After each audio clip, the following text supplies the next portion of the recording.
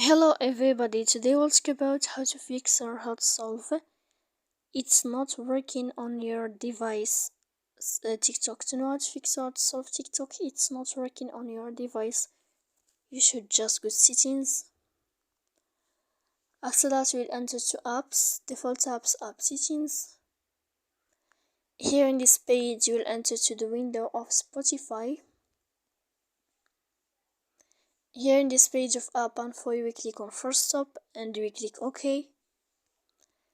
Then you will enter to storage. Here we click clear cache and you can turn off your Wi-Fi. Then you can wait a moment to turn on your Wi-Fi again to fix that problem.